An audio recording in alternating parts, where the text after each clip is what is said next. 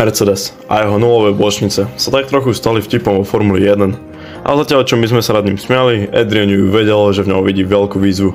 RB20 bol odhalený svetu a napriek niektorým šikovným kamerovým trikom a osvetleniu Red Bull nedokázal udržať ich veľký trik auta na rok 2024 v tajnosti. Médiá sa zdali viac zaujímať o to, čo Christian Horner povedal o vyšetrovaní, ktoré sa na neho začalo. Ale skutočným škandálom pri predstavovaní auta RB20 je, ako Red Bull prezal neúspešný dizajn Mercedesu z minulého roku a implementoval ho do vlastného auta. Dnes sa chystám preskúmať RB20, hovoriť o šalenej inovácii, ktorú ukázali a o všetkých častiach, ktoré sa im podarilo skryť a prečo je to hrozná správa pre zvyšok štartovného roštu. Takže začnime. Vo štvrtok večer sa Red Bull stal 10. a posledným tímom, ktorý odhalil svoje auto pre rok 2024 pred svojím obhajobným titulom v nadchádzajúcom roku. RB20 bol odhalený svetu v základni týmu Milton Keynes vo štvrtok, pričom Max Verstappen a Sergio Perez boli medzi členmi týmu, ktorí boli prítomní pri odhalení nového supera. Nie je prekvapenia, že pokiaľ ide o dizajn auta, pokračuje v tradičnej tmavo-modrej farbe týmu a zatiaľ čo tým sa rozhodol pre agresívnejší koncept, budú tiež dúfať, že nedôjde k žiadnym veľkým zmenám, pokiaľ ide o výkon auta. Jeho predchodca RB19 si v roku 2023 užil nevídané úspechy, keď získal víťazstvo vo všetkých okrem jedného z 22 veľkých cien. Verstappen si získal 19, keď sa svojím tretím titulom jazdca tešil v Katare. Nie je prekvapením, že úžasný výkon RB19 znamenal, že zvyšok štartovného roštu sa rozhodol skopírovať tento koncept tohto auta. Každé auto, ktoré bolo doteraz odhalené, má podobný guľatý bok s obrovským spodným perom. Každé auto zmenilo svoje zavesenie, aby dosiahlo rovnaký protismerový efekt, ktorý Red Bull znovu predstavil v roku 2022. To je jednoducho spôsob, ako to funguje vo Formuli 1. Keď ukážete zvyšku štartovného roštu, aký dobrý nápad ste vymysleli, všetci sa budú chcieť s vami súťažiť a kopírovať ho. To fungovalo po celú históriu Formuly 1, ale vždy je tu riziko. Pri pokuse o napodobne iného týmu budú vždy o krok alebo dva vpred. Inovovať dizajn, ktorý len inicializujete.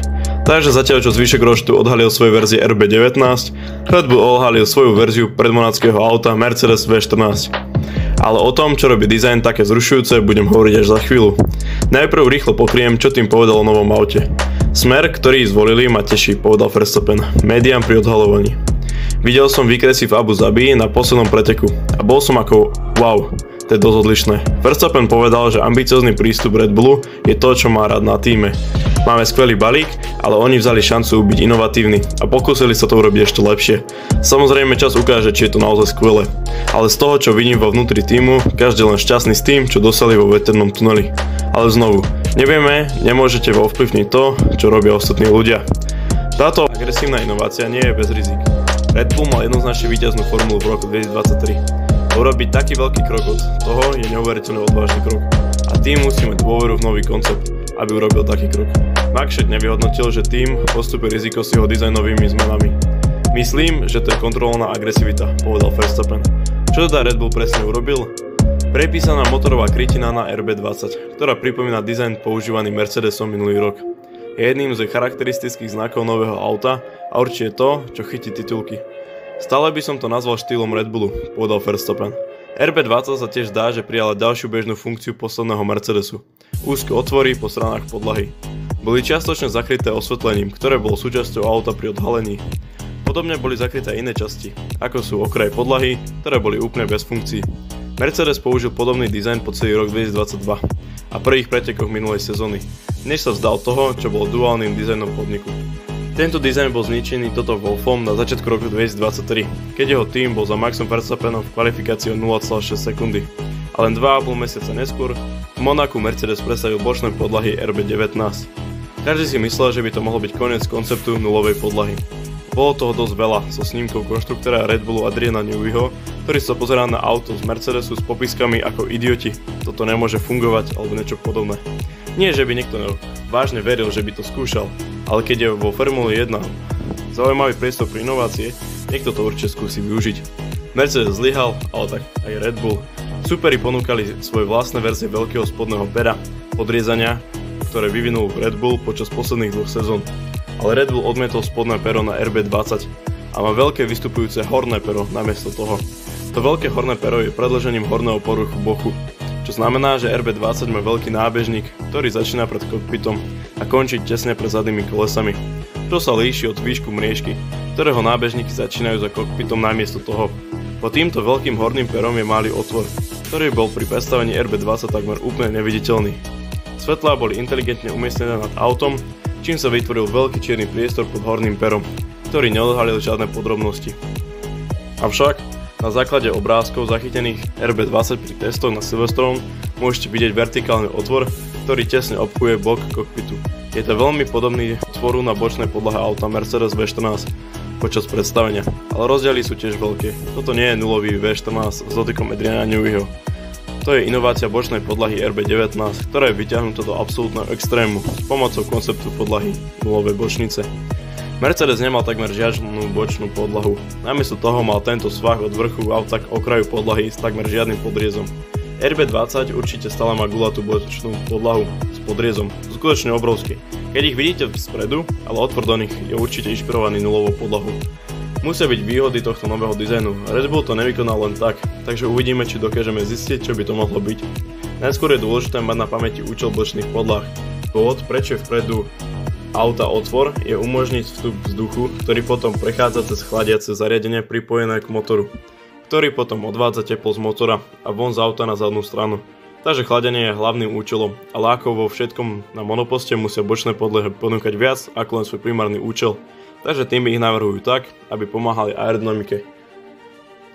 Ako sú chladiace systémy Red Bullu usporiadané vo vnútri auta, je trochu záhadou, ale tento nový dizajn bude slúžiť na zlepšenie chladenia. Čím menej chladiacich dielov môžete použiť, tým ľahší samozrejme bude automobil a rýchlejšie pôjde.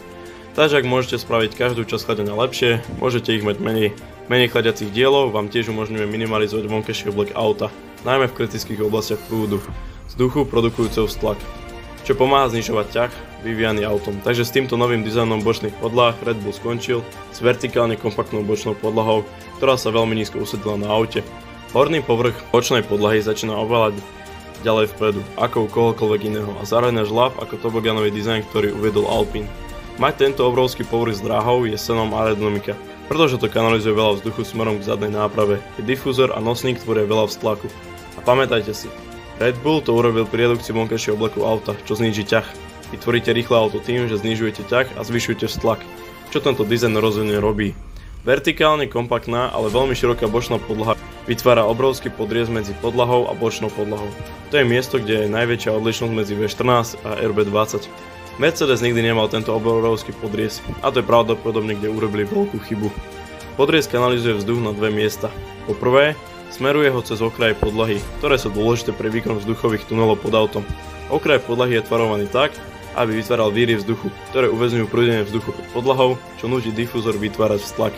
A po druhé, kam sa vzduch kanalizuje, je na zadnú nápravu, kde sa stretáva so vzduchom, ktorý prešiel cez vrch bočnej podlahy a prechádza cez difúzor a nosník. To sú všetko dobré veci. Existuje ďalšia veľmi zaujímavá zmena na bočnej podlahe. A to je veľké rameno, ktoré sa začína tam, kde sa končí halo a beží dozadu po aute.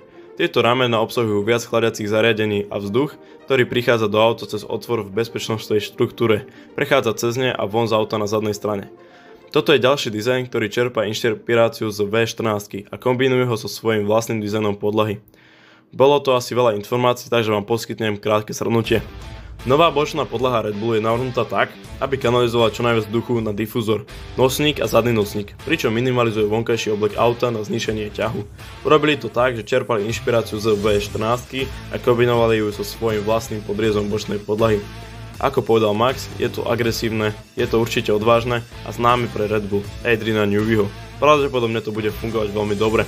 Nehovorím, že by sme mohli tento rok uvidieť opakovanie roku 2023, ale zvyšok pola by mal mať určite strach. Čo si myslíte o novom aute Red Bullu? Ste prekvapení, že si vzali inšpiráciu z auta, ktoré Mercedes považoval za také zlé, že sa ho zbavili po jednej súťažnej jazde? Dajte mi vedieť svoje myšlienky v komentároch nižšie, a od zajtrajšieho dielu jazdite bezpečne a zatiaľ ahoj.